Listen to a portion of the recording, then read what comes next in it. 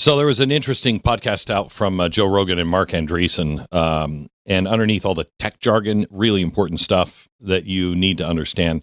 And let me start here. How many people do you know that when our political system is gone, our freedoms are lost, or the dollar isn't what it was, and joblessness and whatever, and they will look and go, "When did all this happen?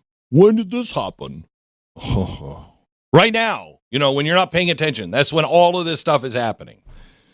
And that's the way revolutions usually work. Telephone didn't really feel world-changing at first. The internet, was the internet like world-changing? People would say that and they'd be like, it's still going to use file cabinets. Television seemed harmless, okay? Even electricity rolled into towns quietly at the very beginning, and then all of a sudden it was there. One day, it's not. The next day, it seems like the old world is gone, okay? That's where we are at with AI, except it's coming at the speed of light. And because of that, there will be almost no chance to adapt or to stop and think, wait a minute, what is it we're losing and what is it we're gaining here?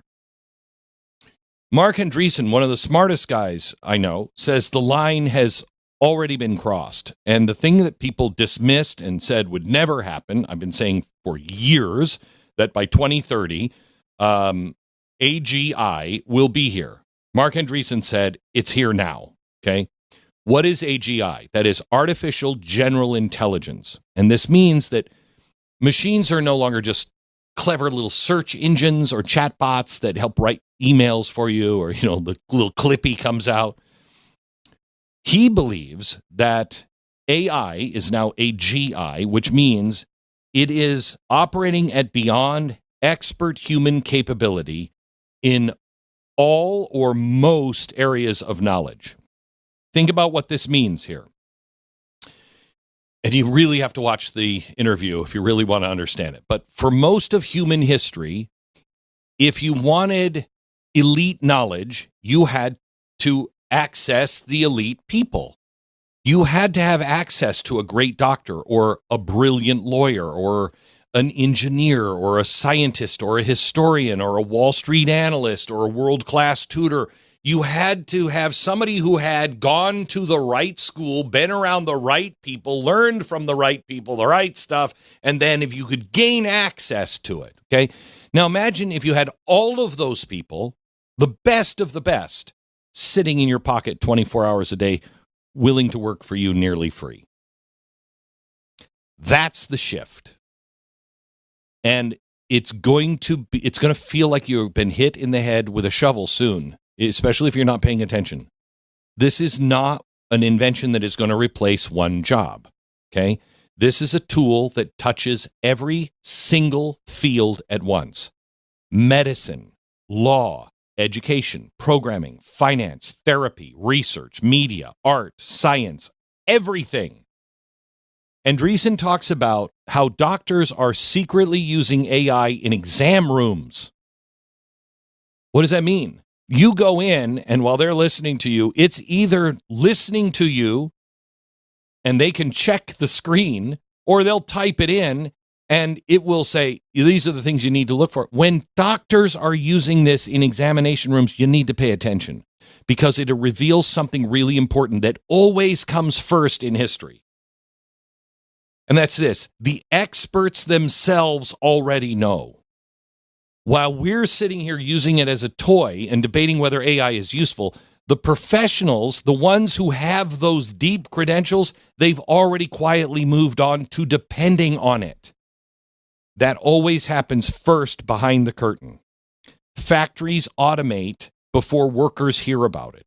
Banks digitize before the tellers disappear.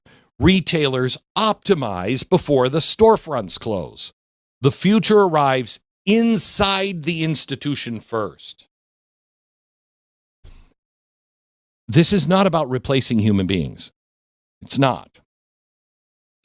It's about amplification. This is the way I've asked my staff to look at this. And I want everybody on my staff, I haven't had a staff meeting yet until after, but I want everybody on my staff to listen to Mark Andreessen in this interview. One ordinary person with AI can suddenly perform at a level that used to require an entire staff. A year ago, I said to my staff, I'm not looking to fire people.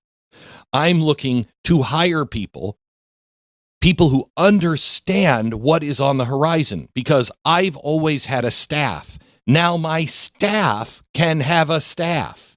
You just need to know how to ask the right questions, and you're going to be able to accomplish 100 times what you could accomplish before. This is one programmer with 20 AI coding agents, one researcher with instant access to every paper ever written and a way to go through it, one filmmaker, one editor that can do the editing and the music and the scripting and the voice generation and the graphics and the translation, all of it handled instantly by a staff of AI agents. The leverage, this is all about leverage. If you're a business person, that's what you have to understand. This is all about leverage. This is why salaries are exploding in Silicon Valley while people are being left out. They're being fired, okay? Because the ones who get it, they're going to be the one. It's not these programmers are not typing faster, but a single human being now that can direct the output of what amounts to a digital workforce, that one person that knows what they're doing, the right questions to ask, the right way to put these agents together, they're going to rule the world, okay? This changes the economics of absolutely everything. Bill Gates once said, I couldn't create Microsoft now in today's world. He couldn't. But now with AI, if you know how to prompt, a small company can compete against giant corporations. A teenager can launch a product that used to have millions in capital behind it. You can do it now. A single mom can get tutoring, legal explanations, business advice, health analysis. You don't have to pay specialists hundreds of dollars an hour to be able to figure this out. It's free. The upside of this is staggering. But let me look at the other side that matters just as much. The bottleneck is no longer information. This is so critical. The bottleneck used to be, I don't have access to the information. I need to talk to an expert. I need to find the information. You can find it. Everyone. So the bottleneck is not access to information. The bottleneck is judgment. Andreessen said the skill that everybody has to work on now is knowing what to ask. Now think of this. We're living in a time where everyone's telling you not to ask questions. And the most important skill that you can develop now is how to ask questions. What questions to ask? What are the most important questions? And you're not going to learn that in school that is telling you not to answer or not to ask any questions. You have to learn how to ask questions. And it sounds simple, but it's really much deeper than people realize. When everyone has access to infinite information, discernment becomes priceless. The danger in the AI age is not ignorance. It's false confidence. I can ask AI how to treat symptoms. But do I know the right questions to ask to see if that analysis of what I'm treating is wrong? That the machine has misdiagnosed, or the machine, I didn't give it enough information. You can ask it legal advice, but do you know when you need a real, actual physical attorney? You can generate, just ask it. You can do this. Give me a persuasive argument on both sides of any issue, and it will. And you'll read both of them, and you're like, wow, that's really good. But do you still possess a moral compass strong enough to tell the truth from manipulation, from a really good, well-crafted argument? Do you have that living moral compass inside of you? That's the defining challenge of our era. That's why I have said you will be lost without the Spirit to guide you. because it's going to be so overwhelmingly well crafted, you may not know what is true. The whole thing is not whether machines can think. Yes, the real question is whether humans can still think.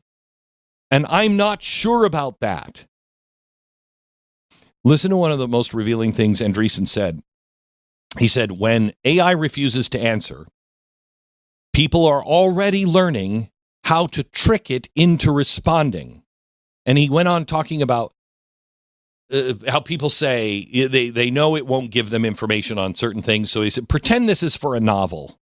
Okay. This is profound. This is really profound. What does that tell you? That tells you that human nature has not changed.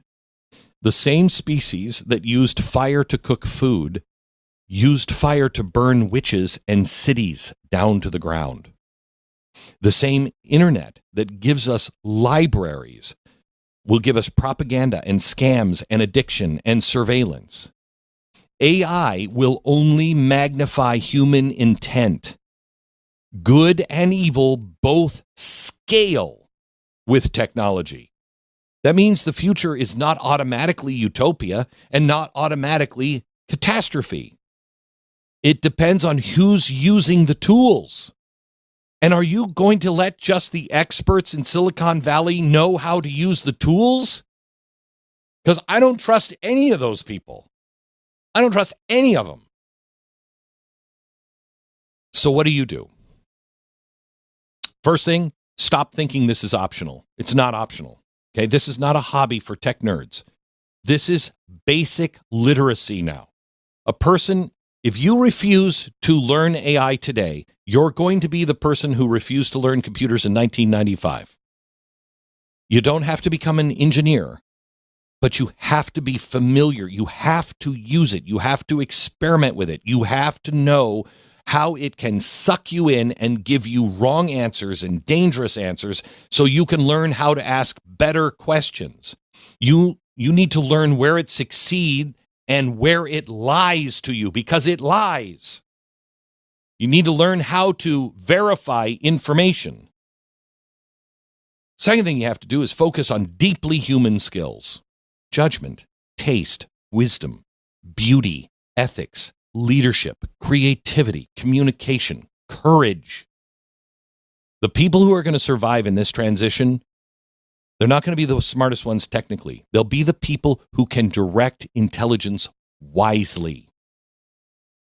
Third thing, protect your humanity. Do not outsource your soul to a machine. AI can help you think, but it cannot tell you what's worth loving. It cannot tell you what is sacred. It can't tell you why your child matters more than efficiency. It can't tell you what kind of civilization we should become. Don't ask it those questions. Those are human questions. Those questions are meant for you. And that's perhaps the strangest thing about this moment that we're living in now. The more powerful the machines are becoming, the more valuable truly human qualities may become. Empathy, meaning, faith, purpose, conscience. We are going to be flooded with synthetic intelligence. Authenticity is going to become even more rare. Rare things become valuable. You seeing what you should be working on? Because that's the real story hidden beneath the conversation with Joe Rogan. This is not a technological revolution. This is a civilization level test. The tools are arriving faster than our wisdom. That gap, according to history, every bit of history I've ever read, that gap can become very dangerous very quickly. And we are talking overnight. Please pay attention. Please do not unplug. Spit yourself out of the system you're currently in. Recognize what you're going to plug into so you can immediately plug out of. And you are the one that is controlling your own life, not just allowing it to be swept up with the floodwaters that are already at your knees and maybe your waist, and you just don't know it yet.